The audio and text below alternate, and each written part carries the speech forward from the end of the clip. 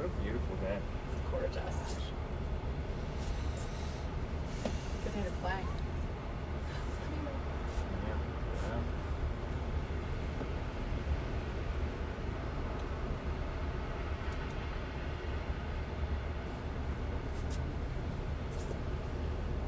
Hello everyone, welcome back to our digital luxury retreat here at the gorgeous Ritz-Carlton Bacara Santa Barbara. For our last session today, we're going to do a lightning round of question and answer, lightning, with one of my members of my team, Shane Cervantes, health expert extraordinaire, owner of Physical Focus Movement and Training Facility in Montecito, California, here in Santa Barbara, and a body worker, personal trainer, health coach, all things wellness.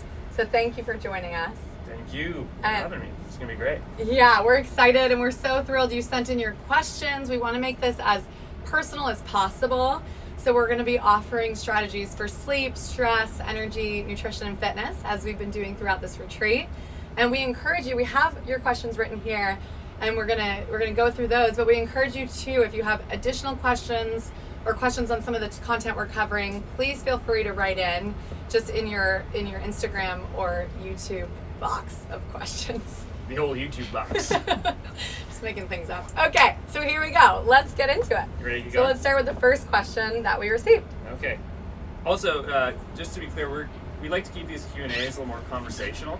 So if you have additional questions or want studies cited, just shoot us a text, email, maybe a DM since we're doing that, and we'll get back to you with the more specific stuff, okay? Yeah. All right, first question, let's do it. How to overcome the temptation to stay grounded, work all day from home, and attempt to be super productive and not commit to regular physical activity. Now that gyms are closed, I've fallen off my regular routine and have found it difficult due to space constraints to create a home gym. So I default to working harder on projects and ignoring my health. Do you want to start, or do you want me to take this? I'll start. Okay. Well, I think this is a good question because this is happening a lot during our COVID times of quarantine. Productivity is up, but I think it's coming at the cost of our health because people are stuck at home and they're getting into this mindset. So I would say that the first thing is that you've done the right thing and you've intuitively recognized that you're out of balance, right? The body was evolved to move. So being stuck at home and not moving and only using your brain all day long is not what we are meant to do. So it's good that you've intuitively realized that you're out of balance, that your health is declining because of that. I would say that, number one, I would challenge you. This person in this question said that they used to have a workout routine. So I would challenge you to say that you don't need a ton of space in home to get a workout in. So if you had workout as part of your previous routine, you can get it back into your new routine. You can just get creative with your space. So that's the first thing I would say. Would you agree with that? Yeah, I would. Yeah. And workout comes in all kinds of different fashions. It can be, high intensity, it can be yoga, it can be walking, it can be running. It can be whatever you want it to be, whatever you're comfortable with. And you don't need a lot of space for some of those. Like tons of stuff online with limited space doing 15 minutes of high intensity workouts, right? Which is what we actually touched on earlier with these high intensity interval workouts where you don't need much time, again, 10, 20 minutes, and you don't need much space. So just a yoga mat is really sufficient for that kind of workout. Yeah, and it's important when you're thinking about your health to realize that it's not this giant commitment. Yes, it's a commitment to health, but it's not giant. Just to keep it in perspective, there's tons of studies out there that will tell you that light exercise for half an hour a day reduces your mortality risk 15%. Wow. I mean, 15% may not sound like a lot, but if you're I'll take it. But you'll take it for 30 minutes of, movement. We're talking about light. Yes. Walking. I mean, that's right. not a lot to ask. And, moderate to vigorous activity for half an hour a day decreases your risk by 45%. I mean, wow. And those numbers are kind of general because there's studies that, they're all over the map on those numbers, but the bottom line is that light exercise keeps you alive. I mean, So keep it in perspective when you're thinking about your work to recovery and health ratios, in your life. The other thing I would say too, real quick, is, one thing you have to think about too is are you being as productive as you think? If you're just grinding out hour after hour, is your work the quality of work that you want and that your bosses or yourself expect? Or is that work starting to kind of go downhill the more that you grind? Which I would say, just to jump in on that our bodies are set up to be very productive at different times of day and less productive at other times of day. So our circadian rhythm, which is essentially the body's 24-hour internal clock, is really dictated upon a lot of different factors. One being the sunlight. We make a certain amount of hormones to get us up in the morning. We talked about cortisol earlier. Our different ways that we focus throughout the day changes based on different factors, but one being this circadian rhythm.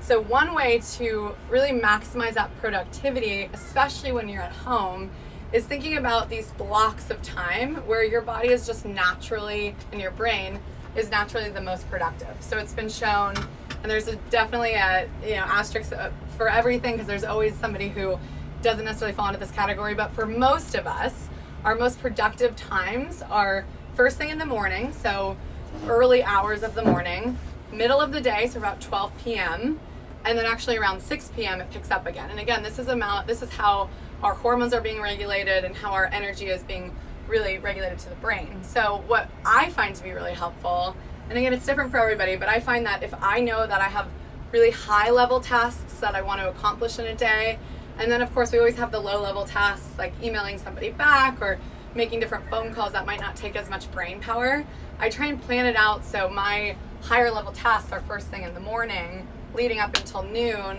and then making sure that like that 3 p.m. window when our circadian rhythm does drop, our energy does drop, is I put things into play at that hour that either I still need to crank through, like there are just days where you're just not going to slow down, you're going to be working and working, but maybe that's the time when you put in your schedule, that's when you're going to respond to emails or make those phone calls or do those, again, lower level tasks, because we all have those during our day. And then I would also say that like that 3 p.m. window is a great time to fuel your brain. So our energy is going down, our brain is made up of 60% fat, so we want to increase that fuel to the brain. So by just getting in some of that healthy fat like dark chocolate, avocado, nuts and seeds, those types of things will give you that clean energy and help you kind of push through to the end of the day. And then with what you had said about the exercise, I also think it's something where you want to make that as part of your routine, like a meeting on your calendar.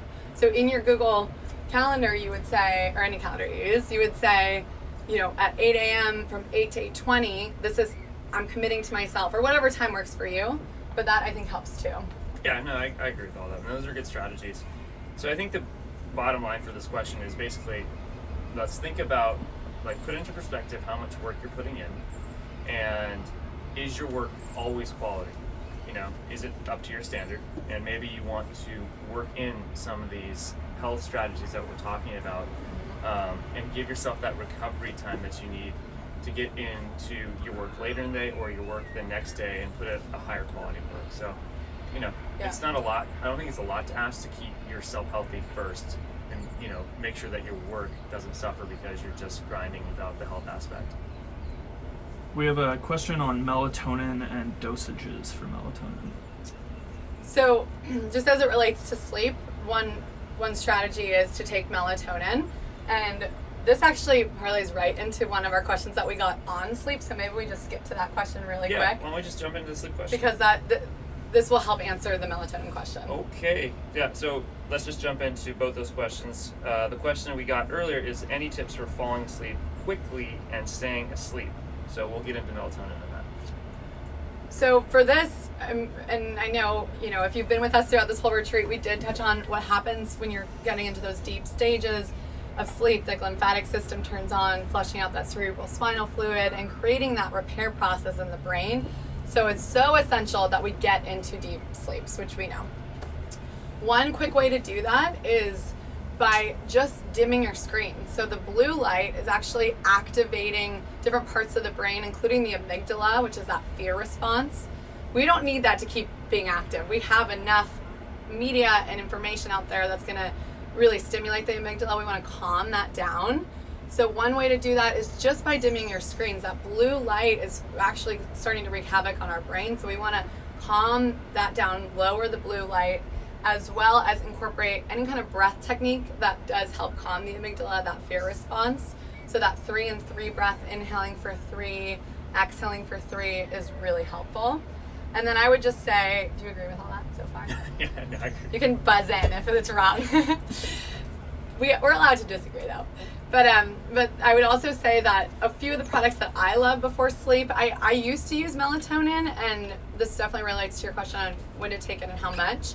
So melatonin for sure can work. It definitely helps to bring you into those deep stages of sleep.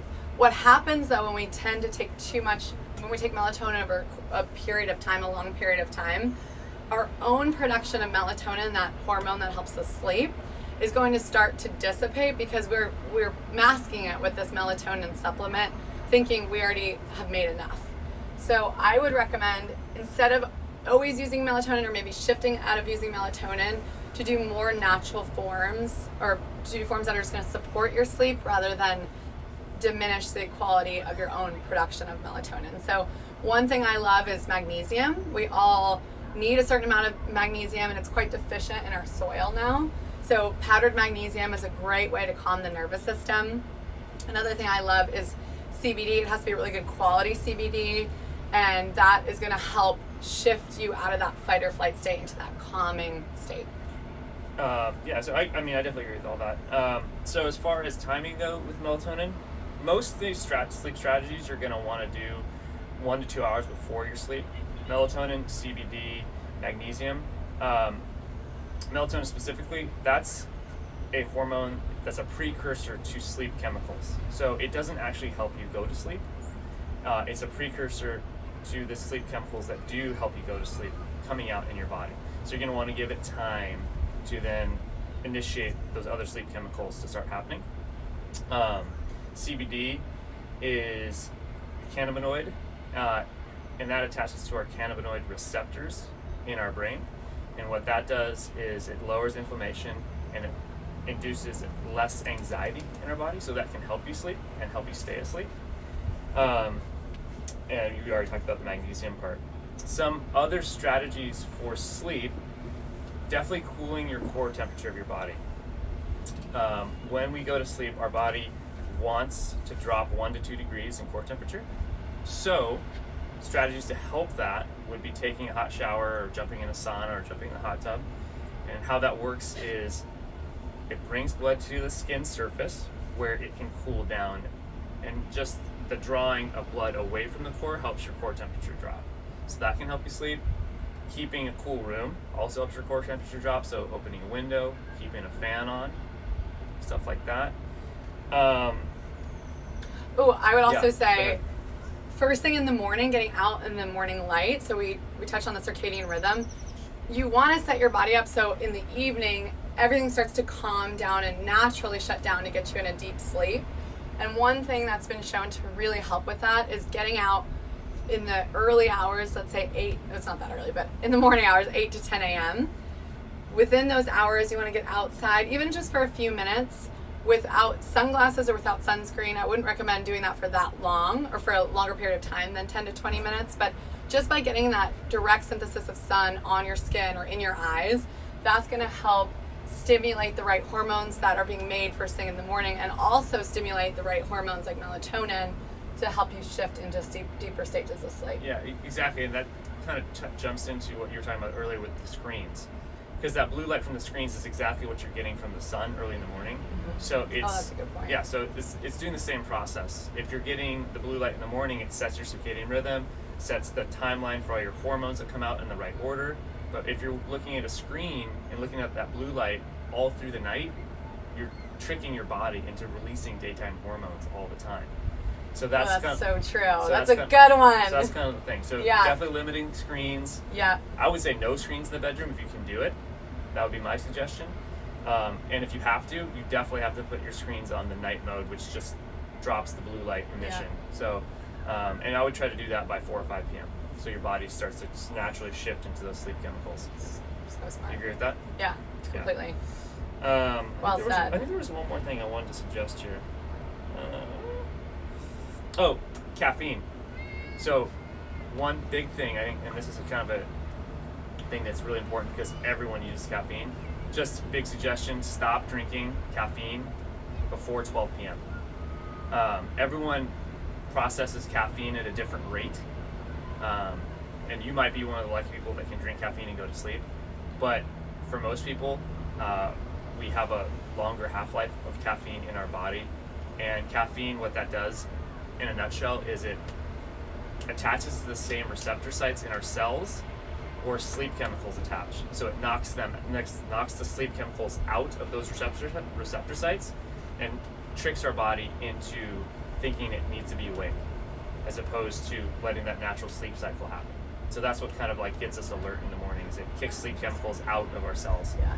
So just kind of a broad for everybody, definitely no caffeine after 12 p.m. if you can do it. This is where I'm going to buzz in. Buzz in. I agree to an extent that you do want to limit your caffeine in the afternoon, but I would say stick to coffee in the morning, so coffee before 12 or 1 p.m. But I know for myself personally, I need a little bit more of a boost in the afternoon. Maybe I need to do more of something else right in the morning to not feel that, but I just do. So one thing that I love to incorporate in the afternoon is matcha green tea or matcha green powder that you can put in a smoothie or make a latte with. And the reason why that's actually not detrimental to your sleep is because it doesn't have the same effect on your nervous system as caffeine does, or as traditional caffeine from coffee does. So it gives you almost like this gentle awareness, this calm state that's still energized, if that makes sense. So it's not like that big jolt of coffee that I have first thing in the morning, but it does give you that nice, little bit of a pick-me-up. Well, I mean, yeah, it's significantly less caffeine. Yeah, exactly. Than coffee. So, you know, So if you're gonna do it, yeah, I would stick with green tea or matcha in the afternoon. Anything else? I think that's good. All right, let's jump into What the else next do we one. have? Any advice on getting back on track when you've fallen off and need to create a new wellness normal? Do you want to start? Sure, I can start. So, yeah, great question. Again, this is happening to a lot of people right now. This is the funny, easy thing to say, but this is the truest thing. You just have to start. Like, you just have to make that jump into starting. It's the hardest step, but it's the most crucial step. Because once you start creating a new pattern, new neural pattern in your brain, and it just starts to become more natural. Mm-hmm. If you've done it before, you know that that's the hardest part. But that's the first thing I'd say. And the next thing I'd say is find something that keeps you accountable, something that means something to you. So, like in my line of work, what seems to work with people is finding a friend to work out with, if that's possible in this time. You know, I don't know. Maybe you can work out outside together. Hiring a coach or trainer, someone to just keep you accountable. Like you're paying for a time, so you are gonna use that time. True. And the last really good strategy I'd say is writing down your intentions, just writing them down in your diary or on a note or whatever, and announcing those intentions to your friends and family somehow announcing them publicly. Mm-hmm. The research shows that when you do that, when you announce something publicly, you're much more likely to follow through, because internally it's hard for you to reconcile saying something out loud to your friends and family and then not following through. It just makes it harder. Yeah. So any of those strategies for me great. work. Yeah. And I would also just say, just don't beat yourself up, because I've been there where, you know, you fall off, you maybe go for an extended period of time not on the program that you knew you felt good on. And then I've taken it in the complete opposite direction, where I've just gone all in on high intensity workouts every single day and, you know, really limiting calories, and it puts your body under significant stress. And as we learned earlier, when we're under significant stress, no matter what you're doing from a fitness or nutrition perspective, if your stress is so high, it's not going to allow us to get back into that homeostasis, into the balanced place that we want to really be building from. So I would say, one, get back into it by just easing in. Don't feel like you have to go all in on everything all at once. Alternate between those more intense workouts and really low intensity workouts each day, or alternating between those two in a week. And then I would also say, I found that having, and this is completely related to your being accountable, I found that doing a just like a mini competition with your friends or family, where I did this with my mom and aunt, where we had every day we were allotted up to 5 points, and it was really simple stuff like, 8 glasses of water, 20 minutes of movement, 5 minutes of breathing. Just, you can make it up, whatever different wellness strategies you want to start working on. Incorporate that, intermittent fasting. So every day we did it, we got a point, or up to 5 points, and we're a very competitive family, so it became a great competition.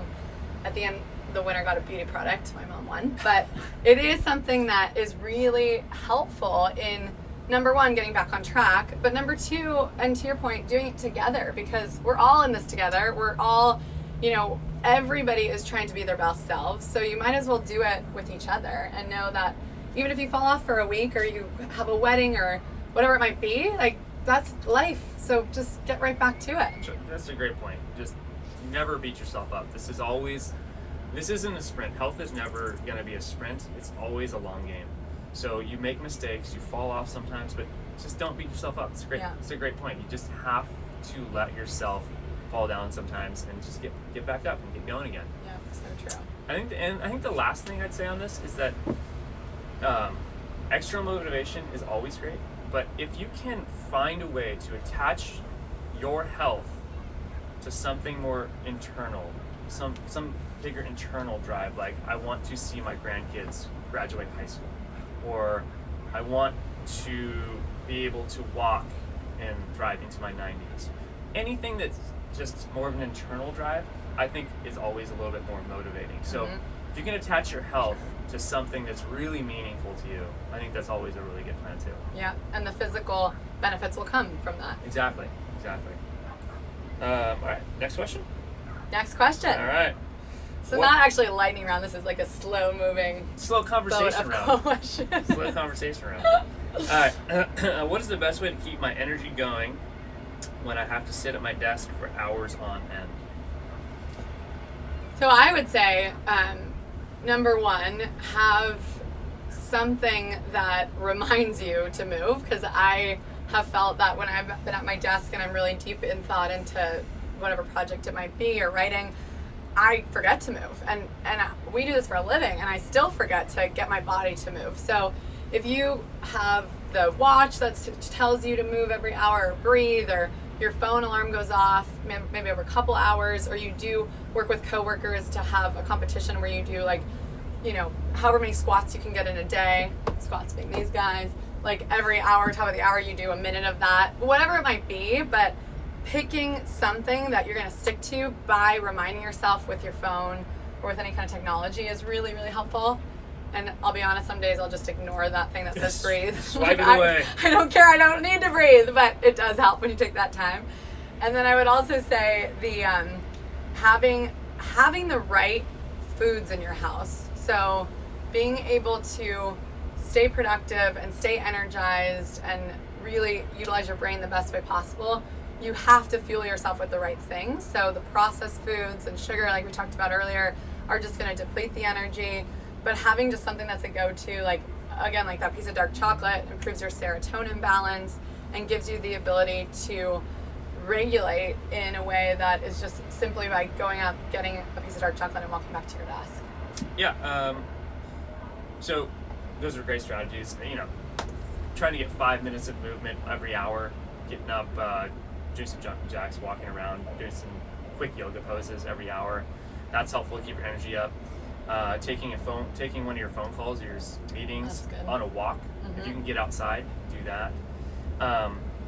But kind of the bottom line, guys, is that our bodies have evolved to move, right? When we move, our blood moves through our body quicker, which means that we're getting nutrients flowing through our body into our cells quicker. When we sit down all day, that becomes stagnant. We're getting more electrical activity through our nervous system. We're getting more neural activity in our brain when we move. So all those things combined give us more energy. So it's a positive feedback loop. So the more that you can move, the more energy you're going to have, and the better work you're going to produce at home. So you got to find time to move. That's just kind of the bottom line. And just a quick little side note, tons of research now on sitting. Numbers are, not all over, but they're in a little bit of a range, but about 20% increased mortality risk if you sit 6 or more hours a day. Wow. So, that's a fifth. Yeah, that's get up and move. Right. It's like, it's your life, it's your health. Mm-hmm. And it depends, your body depends on movement. It's a part of how it's evolved. So we need to move, kind of the bottom line. And I would also say, to extend your bottom line. Yes, extend. I would say that the breathing techniques really help as well, because again, we might not be in a situation where we're going to be able to do a bunch of squats, or I guess most people are at home now so you can, but wherever you might be, you can always breathe. And that breathing technique, like we did earlier with the Wim Hof style, where you're pulling in or just really rapidly increasing your breath rate, that's going to greatly improve oxygen to the brain. And even getting outside, so when we're in enclosed spaces, whether it's our home or wherever it might be, anything that's enclosed, the carbon dioxide in that enclosed space is going to start to deplete our ability to regulate the hypothalamus, which is the part of the brain responsible for these really high-level decisions. So if you're about to make some high-level decisions, whether it's with clients or about to go into a trial or whatever it might be that you're about to go do, that's really needs that highest level of thinking, take 5 minutes to get outside, regulate that hypothalamus. It's really going to help with your high-level decisions. Great point. Move on. All right. Let's go a little bit more lightning round, maybe. Okay, great. Let's see. I have never been able to sit and meditate. Any tips for stress relief that does not require a lot of time during the day? Great question. Can we start this one? Sure. All right, great question. So I'm not a meditator either. I've tried. I like it to some extent, but I don't know. It's just one of those things I just don't find time for. Everyone has those things. That's just my thing. Yeah. True. But I'll say this: meditation doesn't have to be what you perceive as meditation. There's lots of different forms. For me, meditation is more exercise. So that's where I find my stillness. I exercise, I don't play music, I just kind of let my mind wander while I exercise. So that's one thing you can do. Walking is another form of meditation. Just sitting and breathing in and out through the nose is a form of meditation, just letting your mind be still. You don't have to do your traditional forms, to me. So, and those don't have to take a lot. We're talking 5 minutes. And just, you can just even look at that as like recovery for your brain through your workday. It doesn't have to be sit down and om or chant a mantra or anything like that. It doesn't have to be that. Because the bottom line is that we're trying to create different brain waves in our brain, and one of which is an alpha brain wave. And all of those things, exercise, breathing, walking, those create more alpha brain waves, just like meditation. So you can do a different form of meditation if you like. And those alpha brainwaves, and we actually, it's perfect timing because we did do a visualization at the end of our yoga today on how to increase those alpha brainwaves. And alpha brainwaves, you can almost look at as the flow state. So it's where we get into our really deep creative thinking and our ability to perform at really high levels. You can look at it like a professional athlete in a flow state. Beta brainwaves, there's like those surface level brainwaves, which is just constantly going. We want to kind of lower that expenditure of those beta brainwaves and get in more in the alpha and delta and theta brainwaves, which are really the highest level of thinking. So I would say, yes, absolutely. You don't have to be a meditator. I have downloaded 1 million of those, or a handful of those apps that tell you when to breathe and how to meditate. And I just find that my best meditation is not with technology, because the technology for me, I need to stay away from in order to get into, or I need to take a break from in order to get into that deep reparative place. So I find that it's really helpful to do those simple breath techniques like the 3 and 3, where you don't need someone guiding you to do it. The visualization is really helpful, where we're visualizing that rose opening and closing. And then for those days where I feel that my stress is even higher and I need just that little extra help, I find that adaptogens are essential for me. And adaptogens, or CBD. So adaptogens are basically compounds from plants and roots and trees that help your body naturally adapt to stress. So one of those would be ashwagandha. So ashwagandha has been used for thousands of years in Central and South America as well as India, and it really helps to calm your nervous system and just meet the demands of your day without bringing you up or bringing you way down. So I could talk forever about the adaptogens and different products that I've tried and really loved. So if you have questions on those, definitely reach out to me directly. But I would say some days we need a little extra support in that stress relief category. Yeah. And one more strategy that I forgot to mention was if you're a music person, even sitting down and just popping in your earphones and listening to some easy listening music has been shown to increase your alpha brainwave. So 60, but real quick, before you jump in, key though, 60 BPM, beats per minute. Below that, and that's when they get the big alpha brainwave boost. Go! That's what I was gonna say! Oh, I was gonna say binaural beats, which you can easily look up on Spotify or iTunes. There's a ton of different playlists for that. And it is the beats per minute is important for that the binaural beats integrate, as well as the different frequencies in both ears. So when you're listening to them in headphones, it'll be a little bit louder on this ear and then alternate, and it does help you get into the alpha state and connect those creative and analytical thoughts. So, and it's easy because all you have to do is listen to music. So you can lie there or walk or whatever it might be. Yeah, totally. So meditation can be a lot of different things. Yeah, absolutely. Don't get stuck on the thought it's just traditional. Yeah. And if you do traditional, that's unreal great too. Like that has been shown to increase the gray matter in your brain and has a number of benefits. So, but these are just other techniques that are just serve as alternatives. Exactly. All right. Next one. What are the best foods to eat and what to stay away from if the goal is weight loss? Go ahead. All right. So. Or I'll go. No, it's fine. No, it's fine. So, I mean, that's a really broad, very complex question. So let's just start the easiest. Whole foods, that's your best bet for foods you want to eat. So that just means foods in their whole form, unprocessed. You know, the veggies, the meats, the fermented foods, the fruits. So, you know, that's your best bet. And then the foods to stay away from, processed foods, sugar. That's the bottom line.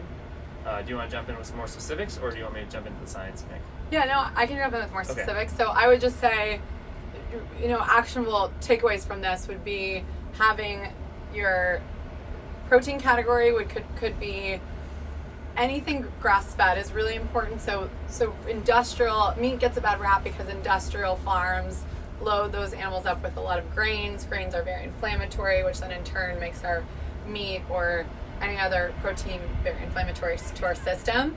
But grass-fed beef is actually really high in the right amino acids and the different supports for our body that we need. So just quality meat or quality protein. So if you're not a meat eater or wild-caught fish or organic eggs, go for quality plant protein. Hemp seeds are a great source of that. Beans and rice together make a great protein. So there's a lot of good proteins out there, but just focus on the quality over the quantity. And then I would say the complex carbohydrates. Carbs are good for you. I wouldn't just ignore carbs altogether. We need a certain amount of carbs for energy. Yeah, totally vital. So I would say I love sweet potatoes with grass-fed butter. I think that's one of my favorites. But then recent discovery, sourdough, game changer, because I wasn't eating bread for so long. Because I mean, of course, I would eat bread and butter, at dinner, oat dinner. But sourdough is actually quite good for you because it's fermented. The starter's fermented, so it's going to help support your gut flora, and it doesn't digest the same as like a really heavily processed carbohydrate in your body. So I would say that is so nice because then you can do all the great things that you do with bread. And then finally, and then I'll throw it over to you, the healthy fats and low sugar fruits. So healthy fats being avocado, salmon. I mean, it kind of crosses over with the proteins, but then also olive oil is very protective for your system, lowers your inflammation. Trying to get 1 to 2 tablespoons of olive oil in or olives a day is really, really helpful. And then the low sugar fruits, so berries, grapefruit, things like that will be a great source of antioxidants without spiking your blood sugar. Totally agree. Processed foods, sugar, if you're looking for weight loss. We also had 2 questions, one on peanut butter and one on honey. Okay. Like, as in, are they good for us? As in, are they good for us, Okay. and uses for them? Cool. So, honey does have some micronutrients in it that are good. But at the end of the day, it is still sugar, so it's going to react in your body just like sugar. It's going to, help you put on weight if that's what you want, which most of us don't, right? Can be inflammatory. So, moderation on all sugars. Honey's no different. Peanut butter can be a great source of fat and protein, depending on if you do well with peanut butter. Peanuts, remember, are a bean, not a nut. So if you have bean allergies, that could come into play on peanut butter. I eat it, I'm fine. I think it's great, but some people definitely will not think it's great. And I would just say I support that response, except with the honey.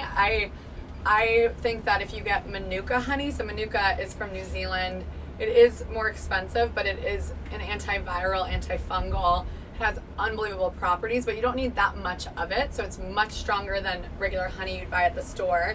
Then you can use a little bit in your tea at night, or a little bit on the almond flour cookie recipes I'm going to send you after this. But that kind of sweetener, like a really high quality version of honey, is good. It will spike your blood sugar, as Shane said, so depending on your goals, just be mindful of how much you use. Yeah, totally. I agree with all that. It's a good jump. We can jump into the next question because it kind of wraps all this together. Do you count calories or watch your macronutrient intake? What's the best way to lose weight without having to stick to a strict plan? So before you jump in, so just so everyone knows, macronutrients, fats, proteins, carbohydrates. You can go. Okay, first. let me go. So wrapping all this together, weight loss is a very complex question. It's based on food, it's based on exercise, it's based on hormones, it's based on sleep, it's based on stress, it's based on our gut flora and microbiome. It's a very complex thing, and it's very personalized, okay? So, but one thing I can tell you for sure is that counting calories is not a thing that you need to worry about generally. That's been debunked for many years now. Calories in, calories out is not how you determine weight loss. It's much more of a chemical internal process that's happening, that's dictating how you digest, process, utilize the fuels that you're eating and ingesting. So I do not count calories. I do not suggest you count calories. There's many plans that you don't have to do that. So for me, the bottom line, counting calories is out for doing weight loss. Yeah, I always use the example whenever I get the calorie question is look at an avocado versus a bag of pretzels. So that avocado is definitely higher in calories, but what's happening to your blood sugar spike and your insulin levels when you eat the avocado versus the bag of pretzels is rapidly different. So while you are ingesting more calories, those calories are very different. They're different. It's a different process in your body than the quick fuel from that simple carbohydrate that's going to spike your blood sugar, bring you back down, make you crave more, and really kind of lead you to gaining weight rather than having that satiating avocado with the right fiber in it that's going to actually help keep you satisfied.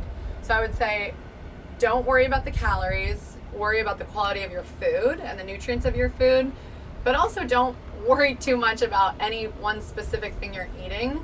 Just be more mindful of the general idea of, and we've touched on this already, but just eating foods in their whole form. Because if they came from the earth, or if they came from a natural place, they're not going to have the processed oils that are going to make that huge inflammation response. They're not going to have all the added sugars that are going to make us hold on to fat. And they're going to give us that essential nutrient makeup that we need to live our best life. So I would say that's number one. And then number two would be the intermittent fasting I love because you can enjoy, I like to eat bigger meals, and you can enjoy that without having to feel deprived. So you start your eating window and you end it at 8 hours later. Within that time, I mean, you're not going to go nuts. You're not going to eat donuts every day. but you can enjoy meals without having to worry about your portion control being really small or your calorie count being really little. So know that strategy, and there's a lot of great nutritional strategies out there, so pick the one that works best for you. But if you go that route, that's a great way to enjoy your food, be with your friends and family, and not have to think so much about, well, is this going to be okay for me? Is this going to be, leading to or derailing my goals? And that's where we tend to raise stress, and then that's where everything kind of falls off. Totally agree. Fasting is the best, in my opinion, the best way to get all the benefits of weight loss and the health aspects that you're looking for without having a very strict plan. Because you can go on and off. It doesn't have to be daily. You can make mistakes. You don't have to worry so much about the foods that you're eating every time you eat. So you can go out and enjoy a meal that you know isn't quite the best for you with your friends. True. And then get back on the plan the next day. So I think that's the least strict, easiest to follow plan for health and weight loss. Mm-hmm. Totally agree. Do you want to jam through a couple questions, maybe lightning style? Yeah, perfect. Okay, so is there types of alcohol, wine that I can have without derailing my goals? Tequila! Yeah. Tequila. So I like to recommend tequila, although there's always that college story that you might not be okay with tequila now. But if you're okay with tequila contains agavins, which are fibrous compounds that coat your gut flora and improve your ability to digest and enhance your immunity. Where we go wrong with cocktails usually is the sugary juices we pair with it. So stick to one clean spirit, like tequila, club soda, and then add in any kind of citrus or herbs or spices. Those are going to give you the extra anti-inflammatory benefits, as well as the feeling of a cocktail without having to do all the extra stuff. Yeah. Vodka, clean for the most part. Dry wines, lower sugar. Yeah. And go ahead. Wines from a cold region are also lower in sugar, so look for those wines from colder places because they pick the grapes earlier, and those grapes are not as rich in sugar as a warmer climate. And our favorite, kombucha beer. Yeah. Because it's full of probiotics. Yeah. We always recommend kombucha beer because it's fermented heavily, so you get those probiotics, but it's also alcoholic, so you get that buzz. You get mind change of state that everyone's looking for, especially these days. What are the best foods to have at home if I don't have time to cook? Go ahead. Okay. Well, number one, you're going to have to cook at some point. You can't just eat snacks all day long. But if we're just going to list off a few that I really like, nuts, nut butters, seeds, raw veggies, coconut oil, plantain chips, ingredients for your favorite smoothies. If you're just looking for something quick that you can grab. And then I would say if you can spend, an hour on a Sunday preparing a couple things, I would roast up a bunch of vegetables so then you can throw those over salads, pair them with your dinners, or put just olive oil on top. And that's a quick way to just get those greens in without having to cook every single day. Totally. Great idea. 2 more questions, quickly. Quickly. What sweeteners are best? I'll just jump in real quick. So number one, any sweetener, anything that's sweet is going to spike your insulin levels. Did you talk about insulin earlier? Mm-hmm. Okay, well, insulin helps, it makes us keep weight on. It doesn't allow our body to access our fat stores. So that's just the very, very basic. Anything sweet is going to spike those up. You're going to keep storing fat. So if you can stay away from sweeteners, please do. Okay? But if you absolutely are going to do it, stevia, inulin, monk fruit, and then there's sugar alcohols, which like xylitol and erythritol, those will all keep your blood sugar lower after ingesting. So anything that keeps your blood sugar lower in the sweetener category is what you're going to look for. Got anything to add to that one? Great. Okay, cool. All right. How do you avoid Zoom fatigue? So I would say some of the strategies we talked about today with the breathing techniques, lowering your screen, getting up and just even like circling your hips around a couple times, getting your pelvis to move will increase circulation to the brain. And then, again, being mindful of your schedule as to when you're going to be the most productive, and maybe scheduling those Zoom calls that may not take as much brain power for different times of the day where you don't have that energy. Totally. Lowering the blue light on your screen, wearing blue light blocking glasses. Oh, that's a good one. If you don't have to watch the meeting, if you visually don't have to watch the meeting, just turn off the screen and listen. That's smart. if you don't have to watch the screen, get up and move while you listen. Those are all things you can do to fight that Zoom fatigue, which a lot of people, including us, are having. Yeah, absolutely. Last question. What do you recommend for a morning wellness routine before working from home? I feel like I need something to get my day going in the right direction. Morning wellness routine, I would just say taking even 5 minutes before you go grab that cup of coffee and get to your computer, which I do. I mean, within like the first 10 minutes of my day, I'm at my computer. So I always try and take 3 to 5 minutes before I get my coffee, to just do a few deep breathing exercises or a couple of yoga poses. It really does make a difference, and you just get into the routine of that. If you have a longer period of time, you can do a full workout or other things, but that's helpful to me. Yeah, for me, breathing 5 minutes in and out through the nose, having a morning coffee routine. I know it sounds kind of ridiculous, but just having a routine that you really love the first 20, 30 minutes waking up. And then exercise for me, big time. If I don't exercise in the morning and exercise later in the day, I feel the difference in my energy level. For sure. Exercise first thing. It doesn't have to be a huge workout. It can be even walking or like 5 minutes of jumping jacks. Just get the blood moving, get the wake up hormones going in the right direction, and I think you'll feel better. And then I would also just add that so much of what we tend to focus on within wellness is our physical body. But of course we know that if we're not training our mind exactly the same amount or more, that's going to start to not serve us as well. And we of course want our mind to be as sharp as possible. So I also find that first thing in the morning, even just reading a minute of something positive or writing something positive or anything that will help set ourselves up on a positive note for the day will really help to shift our state, because a lot of times we're bombarded with things that are negative, which I understand we need to read the news and know what's going on in the world, but being able to just wait on that and set ourselves up with something positive is really helpful. Totally. Well, thank you, Shane. That was hugely informative. Can I say one thing before you boot me? Yeah, absolutely. Okay, one thing before I get booted here. I just think with all this stuff, health, just remember that I know work is super important. Like my work is super important. But just remember, you are the one doing the work. You come first. You have to practice good health techniques so you can do the stuff that you love. And I know we're talking to the American Bar Association, and I know that you guys are passionate about what you're doing because you're putting in so many hours. Just remember that without you, you're not going to do those hours. You're not going to do that work. So take care of yourself first and just keep it in perspective that you are the one doing the work. So you need to be the one that's functioning at the highest level possible. That's such great advice and such an amazing takeaway. Yeah. Thank you. All right. Exit stage I will left. exit. Thank you. All right, No, guys. it was so great. Thank you, Shane. That was phenomenal. Well, thank you all. What an incredible opportunity to be able to offer this to you. We thank you so much for your time and effort. We got to do the Fulfillment in 3 workshop, our restorative and energizing yoga flow with stress techniques, and then this great Q&A with a ton of information that we will follow up with you on, with a lot of these answers that we gave to you, plus additional resources for video programs, or for you to access videos that we talked about, from the high intensity intervals to the yoga and breathing. And then I will also send you some of my Nora's Naturals product picks that help support your stress levels and improve those deep stages of sleep.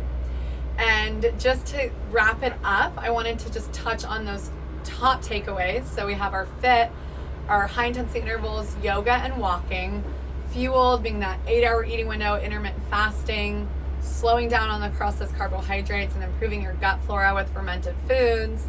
And then focus, which we talked a lot about today, about your mindset, starting the day off with that right intention or journaling, incorporating those breathing techniques throughout your day that will really help shift your state, and then setting yourself up for a good night's sleep with a couple of those sleep strategies. So again, you don't have to do it all at once. You can take a few things from today and incorporate them. You will see a difference.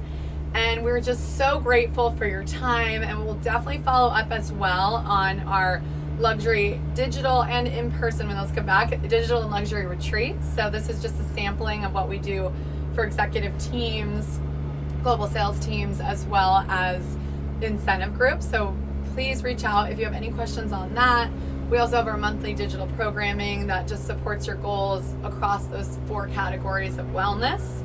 And Shane is just one of the members on my team. We have a whole team of experts who offer their unbelievable programs through all these different techniques. So we'll definitely be introducing you to them. And just huge thanks to you all at the American Bar Association. It was just an honor to be with you today. Thank you for spending the time, and I just look forward to continuing this journey together. Have an amazing rest of your day, and I will see you soon. Mwah!